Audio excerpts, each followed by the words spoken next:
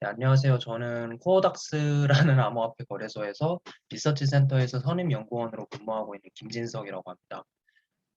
포커닷에 대해서 준비를 해봤는데, 네, 그럼 바로 시작해 보도록 하겠습니다. 우선은 포커닷이라는 게 제가 처음에 그림 하나를 가져왔는데, 이제 포커닷의 뜻이 이런 거죠. 약간 점 무늬를 이제 포커닷이라고 많이 하는데, 이게 포커닷의 어떤 비즈니스 목표와도 상당히 유사한 그런 컨셉인 것 같습니다. 그래서 각 점들을 Let's connect the dots라고 해서 각 점들을 이어주자라는 그런 어떤 미션을 가지고 있음을 확인할 수 있었습니다. 그렇게 한번 가볍게 인트로로 한번 얘기해 드렸고요. 그리고 아래 그림은 포커닥 공식 웹사이트 안에서도 여러 번 발견할 수 있는 그림입니다. 대강 그린 것 같지만 나중에 이제 완전히 보고 나셔서 자세히 보시면 이게 굉장히 디테일하게 다 그려져 있다는 것을 확인하실 수 있습니다. 뭐, 나중에 후술해 드리겠지만 뭐 보면 네트워크 형태로 굉장히 엄청나게 많은 이제 상호 연결이 되어 있음을 확인할 수 있고 이제 각각 마치 문어발처럼 여러 가지 이렇게 체인들이 연결된 것을 보실 수도 있고 그리고 주변에 네모 박스 같은 것을 통해서 어딘가로 또 연결되어 있는 그런 모습을 보실 수 있습니다. 그렇게 가볍게 한번 보시고 넘어가도록 하겠습니다. 우선은 본격적으로 폴카닷 메인넷에 대해서 하나하나 뜯어보기 전에 이 4-Week MBA라는 곳에서 포커닷의 비즈니스 모델에 관해서 조금 요약 정리해 놓은 것이 있습니다. 그래서 이 부분을 마치 논문에서 써머리를 먼저 읽듯이 써머리를 먼저 읽는다고 생각하시고 또 모르는 부분에 대해서는 상세하게 메인넷 하나하나 뜯어보는 시간에서 제가 다 말씀드릴 테니까 여기서는 조금 애매모호한 표현이 있더라도 어, 양해해 주셨으면 좋겠습니다. 그래서 포커닷의 비즈니스 모델에 관해서 총 4가지 모델로 이렇게 요약을 해놨는데 첫 번째는 밸류 모델입니다. 즉 어떤 가치를 제안을 하는가에 대한 것인데 그 밸류 프로포지션이 첫 번째는 멀티체인 형태의 플랫폼을 구축해서 가치를 제공한다라는 것입니다. 즉 앞서 이제 그림에서 봤듯이 여러 개의 어떤 네트워크망으로 형성되어서 다 하나하나 연결된 모습을 보실 수 있는데요. 그런 멀티체인 형태로 어떤 가치를 제공하고자 하는 것으로 이렇게 서술이 되어 있습니다. 두 번째는 상태 전이 메커니즘으로부터 합의 메커니즘을 분리함으로써 블록체인의 확장성 향상에 기여한다라고 되어 있습니다. 이것도 나중에 합의 메커니즘 부분에서 말씀드리겠지만 어, 뭐 지명 그 위임 지분 증명으로 이렇게 알려져 있지만 자세히 뜯어보면 하이브리드 형태로 합의 알고리즘이 나뉘어져 있습니다. 그런 것을 통해서도 어떤 가치를 제공하고자 하는 것임을 알 수 있습니다. 두 번째 모델은 에코노믹 모델, 어떤 경제적인 모델은 어떤 것으로 가지고 있는가라는 것인데 첫 번째는 뭐 다른 여타 블록체인에서도 마찬가지로 뭐 거버넌스 토큰인 닷 토큰 보유자는 누구나 이 거버넌스 의사결정에 이제 마치 투표권을 행사하듯 권리를 가지고 있다라고 보실 수 있고 두 번째는 닷 토큰을 보유함으로써 이제 스테이킹을 만약에 하게 되면 이 포카닷 포카닷 생태계에 대해서 네트워크 참여자로 활동해서 리워드를 획득할 수 있다라는 어떤 수익 혹은 수익 비용 기반 모델을 설명하고 있습니다. 구술해 드리겠지만 네트워크 참여자에는 nominators, 지명인, validators, 검증인, collators, 데이터 수집가, 그리고 마지막으로 조금 독특한 참여자인 fisherman, 감시인이 있습니다. 마치 암행어사 같은 사람인데 이것도 조금 이따 자세히 다뤄보도록 하겠습니다. 하지만 중요한 것은 어떤 경제적인 조금 몰락이라고 해야 되나요? 그런 것을 막기 위해서 이 네트워크 참여자들 중에서 악의적 행위를 만약에 이 감시인으로부터 적발이 되게 되면 스테이킹된 닷 토큰을 이제 소각하거나 페널티를 줌으로써 생태계에 악영향을 주는 사람들을 이렇게 방지를 하겠다라는 어떤 에코노믹 모델도 가지고 있습니다. 또한 마지막으로 많은 네트워크에서도 그렇듯이 토큰에 대해서 토크노미를 가지고 있어서 락업이나 릴리즈 스케줄을 통해서 인플레이션과 디플레이션을 조절하는 그런 메커니즘이 역시 존재합니다. 세 번째는 블록체인 모델인데요. 블록체인 자체의 모델은 어떻게 되냐라고 봤는데 합의 알고리즘은 앞서 말씀드린 것과 마찬가지로 nominative proof of stake, 위임 지분 증명을 가지고 있고 이 부분은 지금 이더리움 2에서 가지고 있는 하이브리드 형태의 합의 메커니즘과 상당히 유사하다라고 나와 있습니다. 또한 이제 포카다 메인넷 전체에 대해서 어떤 구조로 이루어져 있냐라고 봤을 때 문어 형태로 해서 릴레이 체인이 머리 형태를 가지고 있고 그리고 각 문어 다리인 파라체인스들이 있고 그 다음에 외부 세계와 연결이 될 수 있는 브릿지도 있다라고 말씀드릴 수 있고요. 마지막 네 번째는 디스트리뷰션 모델, 즉 이 포카다 메인넷이 어떤 식으로 좀 배포되어서 좀 기여를 할 수 있는가라는 것을 봤을 때 상호 운용성, 개발 용이성, 확장 가능성이라는 최근 블록체인 트렌드 중에서 가장 핫한 중요한 키포인트 세 가지를 향상시킬 수 있다라고 한번 서머리를 다뤄봤습니다. 그럼 이제 하나하나 테크니컬 디자인에 관해서 뜯어보도록 하겠습니다. 첫 번째는 이 앞서 보셨던 포커단 메인넷을 조금 단순화해서 이렇게 표현한 그림인데요. 각각 구성 요소들이 어떤 것들이 있고 각각 어떤 역할을 하는지 알아보도록 하겠습니다. 첫 번째는 중간에 있는 릴레이 체인입니다. 릴레이 체인은 이제 문어의 머리에 해당되기 때문에 포카단 네트워크의 심장과 같은 역할을 하고 그리고 네트워크 전체의 보안이나 합의 알고리즘 등 전체 생태계의 거버넌스를 담당하는 블록체인입니다. 그리고 어, 각 문어 다리에 해당되는 파라체인 혹은 이제 포카다 백선회에서는 그 샤드라고도 표현을 하기도 하는데 이더리움에서 마찬가지로 그래서 각 샤드들 간의 크로스 체인 행위를 중개합니다. 즉 이 문어 발들끼리 상호작용이 일어나려면 릴레이 체인을 반드시 거친 상태에서만 이루어지기 때문에 그런 의미에서 중개 역할을 한다라고 말씀드릴 수 있겠습니다. 결론적으로 말씀드리면 결국 릴레이 체인이라는 것은 상호 운용성이라는 가치를 향상시키는 그런 역할을 하고 있습니다. 두 번째는 파라체인입니다. 파라체인이 포커다에서 약간 핵심적인 요소라고 말씀드릴 수 있는데요. 왜 핵심적이냐면 이 파라체인을 통해서 포커다 생태계가 확장될 수 있는 그런 어, 어떤 기회를 제공한다 할 수 있겠습니다. 우선은 중요한 점은 릴레이 체인으로부터 독립성을 지닌다는 것입니다. 이 독립성이라는 것이 무슨 말이냐면 이 파라체인 독자적인 네이티브 토큰 혹은 거버넌스 토큰, 유틸리티 토큰 등을 지닐 수 있고 디파이나 NFT 뭐 기타 등 뭐 그냥 블록체인 인프라스트럭처 같은 여러 가지 특정 테마를 가진 각기 다른 구조를 지닌 네트워크를 유지할 수 있다라는 것입니다. 그리고 이제 릴레이 체인 상에 파라체인이 연결이 되기 위해서는 이 파라체인 슬롯이라는 것을 슬롯 경매에서 이제 낙찰되어서 구매를 하거나 혹은 임대를 해야 영구적인 연결을 해서 포카다 생태계에 계속 참여를 할 수 있다는 점입니다. 그리고 이제 앞서 말씀드린 것과 마찬가지로 포카다 백사에서는 파라체인을 이더리움 2와 마찬가지로 샤드로 동치하여 표현하기도 한다는 점, 이 점도 한번 보시면 좋을 것 같아요. 세 번째는 이제 브릿지입니다. 브릿지를 보시면 다시 올라가 보겠습니다. 여기 네모 박스 보이시나요? 이 네모 박스로 어딘가에 연결되고 있는데 이 네모 박스에 해당되는 것이 바로 브릿지입니다. 브릿지는 이 포카닷이 단순히 파라체인들 간의 연결을 통해서 확장성을 향상시키는 것이 아니라 포카닷과 전혀 다른 메인넷, 즉 이더리움, 비트코인, 뭐 솔라나, 기타 등등 여러 가지 다른 외부 블록체인에 연결될 수 있도록 지원하는 좀 특별한 역할을 하는 그런 블록체인이다 보실 수 있겠습니다.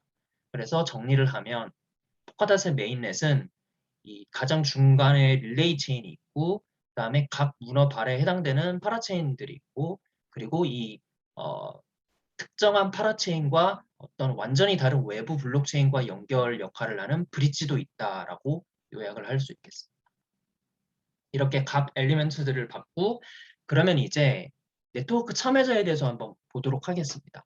다시 이 그림을 보시면 여기에 밸리데이터도 있고 콜레이터스도 있고 해서 이 밸리데이터는 검증인, 콜레이터 같은 경우는 데이터 수집인 정도로 해석될 수 있을 것 같은데 여기 자세히 보시면 여기는 이제 굵은 짝대기가 있고 이쪽에는 또 점으로 이렇게 5개가 찍혀 있죠. 이 부분을 각각 콜레이터 그리고 밸리데이터라고 표현하고 있는 것 같습니다. 그래서 하나하나 뜯어보면 첫 번째 노미네이터, 지명인 같은 경우는 우선은 그 위임 지분 증명을 가지고 있기 때문에 위임을 한다라는 의미를 조금 곱씹어 본다면 이 지명인이 바로 검증인, 즉 밸리데이터를 선정하는 작업을 하는 역할을 가지는 참여자다라고 보시면 되겠습니다.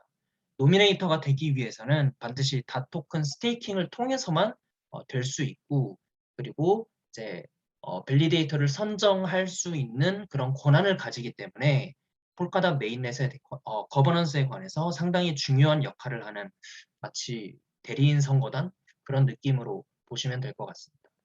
두 번째 밸리데이터 같은 경우는 앞서 말씀드린 것과 마찬가지로 지명인의 선정에 의해서 역할을 부여받게 되고 밸리데이터 역시 스테이킹을 통해서 참여할 수 있습니다. 그리고 이제 조금 이따 말씀드리겠지만 각 콜레이터, 즉 데이터 수집가가 수집한 여러 가지 트랜잭션이나 블록 데이터를 검증함으로써 블록의 합의와 생성에 기여를 한다라고 말씀드릴 수 있을 것 같고, 결국에는 밸리데이터가 블록을 생성하고 합의하는 역할을 하기 때문에 릴레이 체인에 블록체인 데이터를 유지하는 역할을 한다라고 말씀드릴 수 있겠습니다. 그리고 세 번째는 데이터 수집과 collaterals인데요. 이 collaterals는 보시면 각 파라체인마다 이렇게 콜레이터 점들이 다 있잖아요. 그래서 각 파라체인에서 발생한 뭐 트랜잭션 데이터, 블록 데이터, 트랜잭션 데이터나 뭐 스마트 컨트랙트 기반으로 되어 있다면 그 관련된 컨트랙트 데이터까지 다 수집을 해서 밸리데이터에게 전달하는 역할을 합니다. 즉 다시 말씀드리면 콜레이터 같은 경우는 해당 데이터를 검증하는 역할이 아니고 밸리데이터에게 검증해 주세요라고 모아서 전달하는 역할을 한다라고 말씀드릴 수 있겠습니다. 즉 콜레이터는 파라체인의 블록체인 데이터를 유지하는 역할을 한다라는 것으로 보시면 될 것 같습니다.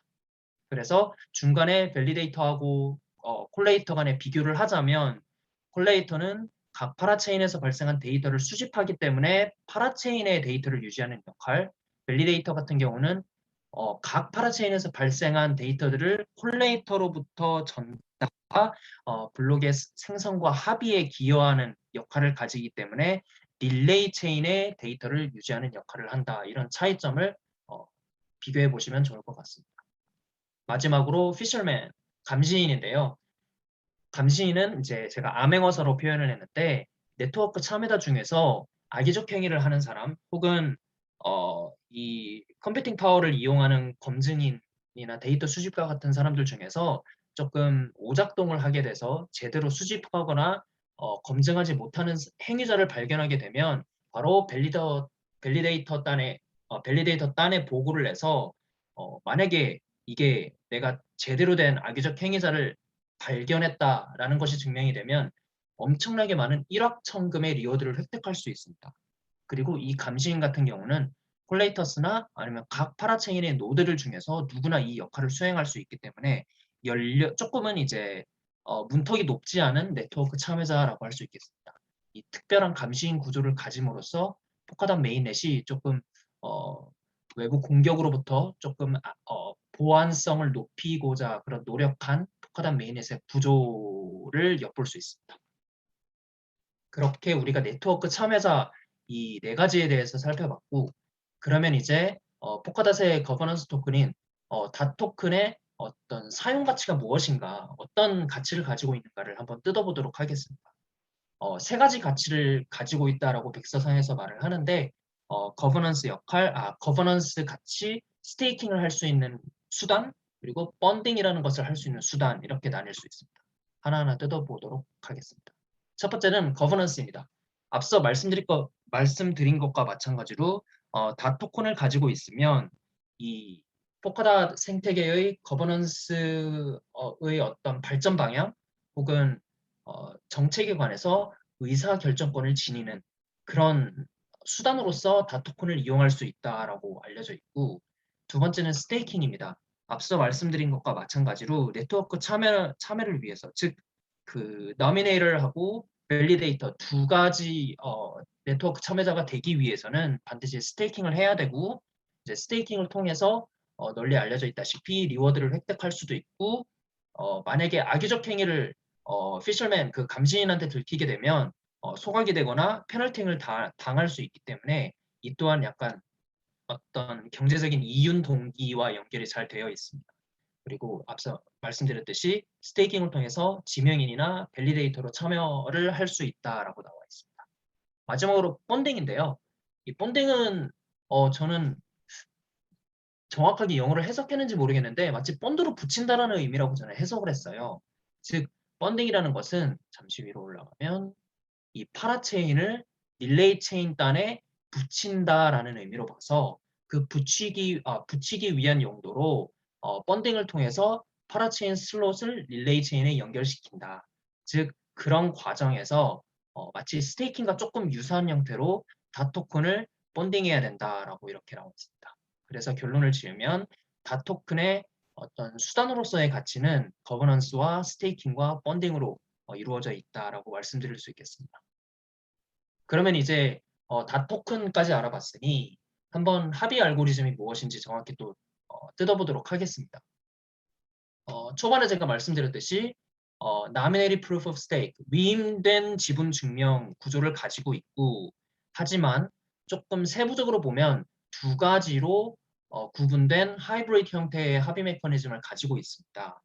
이게 조금 제 입장에서는 잘 만들었네라는 생각이 들었는데 바로 블록을 생산하는 메커니즘과 블록을 합의하는 메커니즘 두 가지로 구분돼서 진행된다라고 보실 수 있겠습니다.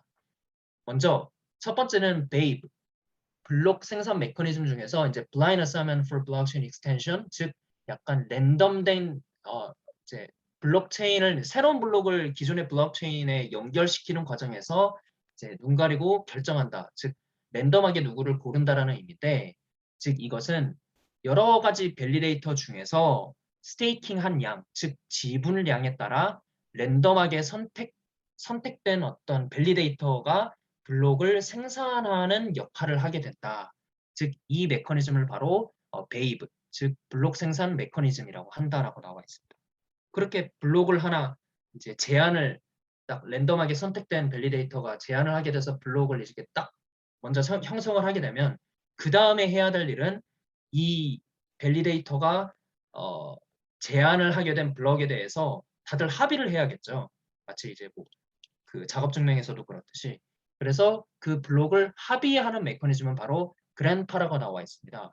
사실 그랜파는 저는 정확하게 이해는 못했는데 이제 여기에서 보시면 모든 밸리데이터들 중에서 3분의 2, 즉 66.67% 이상이 동일한 블록 증명 결과를 리턴해서 나도 동의해 라는 것이 이제 3분의 2가 넘을 경우에 이제 저 랜덤하게 선택된 밸리데이터가 제안한 저 블록을 우리 기존의 블록체인에 연결할 수 있겠다라고 이렇게 블록 합의 메커니즘을 가지고 있습니다.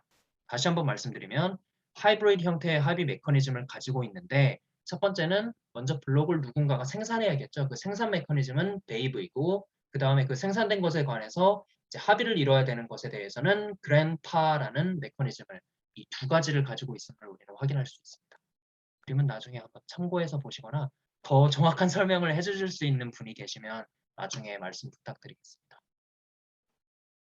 그러면 지금까지 이제 좀 메인넷 구조에 관해서 하나하나 뜯어봤는데 이제 네 가지 형태로 조금 의미를 조금 생각해 보겠습니다. 첫 번째는 어떻게 포카단 메인넷이 확장 가능성이라는 가치를 향상시킬 수 있는가라고 봤을 때 여러 개의 각기 특수한 파라체인스들이 모두 하나의 릴레이 체인에 연결함으로써 포카닷은 트랜잭션을 병렬적으로 처리할 수 있다는 말입니다. 파라체인의 파라라는 말이 parallel이라는 병렬의라는 접두사인 것 같아요. 그래서 그렇게 병렬적으로 처리할 수 있는 문어발 같은 구조를 가지고 있다라는 의미에서 확장 가능성을 향상시킬 수 있고, 그렇게 함으로써 이제 비트코인 같이 초기 블록체인에서 나타난 어떤 트래픽 병목 현상을 개선시킬 수 있는 구조를 가지고 있고, 또 하나 특이한 점은 파라체인이 또 다른 파라체인스들을 또 이렇게 연결할 수 있는 구조를 가지고 있다고 합니다. 그래서 뭐 이거를 중첩 파라체인으로 해석해야 되나요?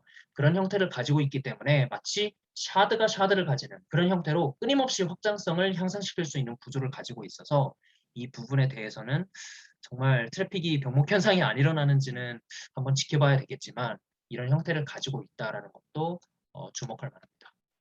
두 번째는 그러면 이 메인넷 디자인이 상호 운용성이라는 것을 어떻게 향상시킬 수 있느냐라고 봤을 때 릴레이 체인이 각 파라체인들 간의 데이터 이동 혹은 자산 이동 같은 그런 중개자 역할을 함으로써 파라체인에서 파라체인으로 잘 연결될 수 있는 어떤 블록체인 간 상호 운용성을 향상시킬 수 있다라는 의미를 발견할 수 있습니다. 그리고 세 번째는 이 부분은 이제 포크다 백서에서 좀 강조를 하는 부분이었는데 그 하드 포크나 소프트 포크 같이 포크가 필요 없이 메인넷 업그레이드가 가능하다라는 장점을 내세우고 있었습니다. 정확히 개발적으로는 어떻게 구현이 가능한지는 잘은 모르겠는데 릴레이 체인 자체를 기능이나 어떤 뭐 레이어 단위나 아니면 구조를 최소한으로 해서 개발을 하고 이제 더 복잡한 구조를 가지는 것은 각 파라체인의 역할으로 떠넘겼기 때문에 굉장히 가벼운 형태를 가지고 있다고 말을 했고 그럼으로써 하드 포크가 굳이 일어나지 않더라도 메인넷 스스로 업데이트가 가능하다. 그래서 최근에 NFT가 굉장히 화제가 되고 있고 뭐 디파이도 굉장히 이제 트렌드가 또 다양하게 또 이제 확장되고 있고 그런 어, 이 산업 트렌드에 따라서 굉장히 애자일하게 이 메인넷을 변화를 시킬 수 있다라는 장점을 가지고 있다고 합니다. 그리고 마지막은 이거는 이제 조금 마켓 리서치 차원에서 제가 들고 온 건데 아직까지 이 파라체인들로 릴레이 체인에 연결된 이 슬롯상에 연결된 이 블록체인 프로젝트 리스트는 현재 총 6개인 걸로 제가 확인을 했습니다. 보시면 뭐 스테이트민트, 아칼라 네트워크는 좀 유명하죠. 아스터 네트워크, 패럴럴 파이낸스, 문빔도 유명하고 못한데 클로버 있다. 클로버 파이낸스도 있고 하는데 보시면 이제 NFT 테마, 디파이, 스테이블코인, 크로스체인, 멀티체인 플랫폼, 뭐 스마트 컨트랙트 그리고 EVM까지 호환 가능한 애플리케이션을 지원을 하면서 상당히 복잡한 형태의 프로젝트들이 파라체인 안에 다 들어와 있구나라는 것을 보실 수 있습니다.